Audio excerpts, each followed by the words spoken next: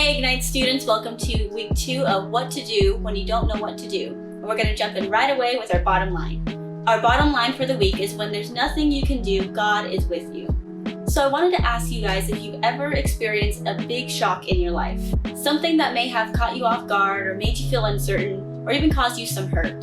The thing about these shockingly painful moments is that they come out of nowhere, and that makes it difficult for us to understand how we'll react to it. Sometimes we surprise ourselves by how well we handled something. Sometimes we're surprised at how much something really hurt us. And sometimes God feels really close in those moments, and then sometimes He feels really far away. Because we're all wired differently, we experience hurt differently. But that doesn't change the fact that hurt hurts. And when life hurts, we find ourselves wondering, what do we do next? In this series, we're talking about the story of Joseph. Last week was week 1, and we talked about Joseph and his family and the interactions that they had and probably could have handled better. Joseph and his family had some drama, and Joseph played some part in creating that drama. Joseph was his dad's favorite child and therefore given special treatment in comparison to his brothers.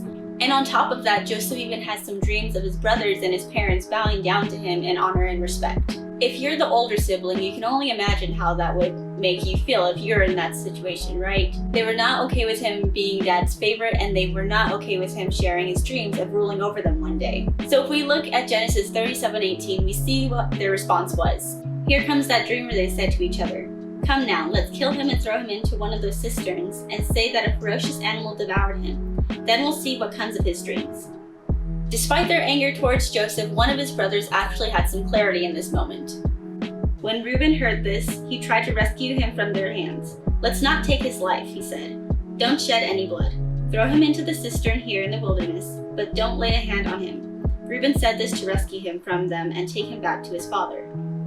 Thankfully, the brothers listened to Reuben, and when Joseph approached, they ripped off his cloak and they threw him into a well. As they did this, they noticed a caravan of traders coming, and they decided to sell him into slavery. And once they did that, they took Joseph's coat, dipped it in some animal blood, and brought it back to their dad, saying that he had been devoured by animals. Looking at Joseph, we really can't understand the fear, despair, hurt, betrayal that he felt from being sold into slavery by his own brothers.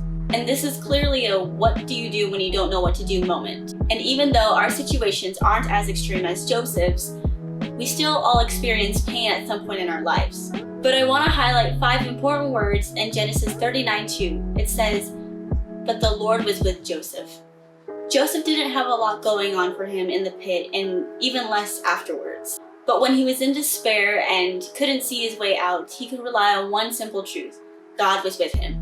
This truth didn't change his situation, but it made it so that it was better than being alone. This truth didn't mean that Joseph could see where the story was going, but he could know that he wasn't entirely dependent on himself to get himself out of the situation. And it didn't mean that he had a reason or an explanation for the pain in his life, but he didn't have to figure out things all by himself. And the same thing goes for you, which leads us back to our bottom line, which is when there's nothing you can do, God is with you. And I know this is something that we constantly tell you guys, and after a while I understand it could lose its meaning. But when we take a second and we think about that and truly understand that God is with us, it can help bring hope to a hopeless situation. Knowing that God is with us may not change our circumstances, but it could change us. It could give us the hope that we need to keep on pressing through to the finish line. So what does that look like for us? There's 2 things that we gotta do. The first thing that we gotta do is we have to be real with ourselves. It's okay to feel your feelings. In the Bible, there's many accounts of people being honest with God and telling them how hard their struggles are.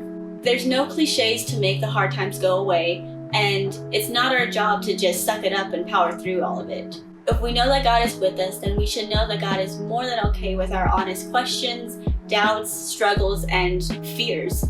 The next step is to remind yourself and others that God is with you. If you don't know the story of Joseph, in the end, God works everything out for the good. And personally, we know this because we can read the whole thing. But when Joseph was in the middle of his story, he had no idea how God was going to work it out for him. All he could do was take each day step by step. But he held on to one thing, and that was that God was with him. In moments where life is toughest, that's where this reminder is most important. God is with you, and your story isn't done yet. Our life is filled with moments where we don't know what to do with our pain. But our painful moments become a little bit easier to deal with when we know that we're not alone. So that's why when you don't know what to do, know that God is with you and He'll help you through the rest. So that's it for week 2. We love you, Ignite. Happy Father's Day to all your fathers. Just to let you know, we will not be meeting for Zoom tonight, and we will not be meeting for our game night as Connect Group season is over, but we look forward to our next Connect Group season. But something to look forward to is we will be back in Ignite on July 12th for our 9 and 11 a.m. services. Once again, we love you so much, Ignite, and we'll see you soon.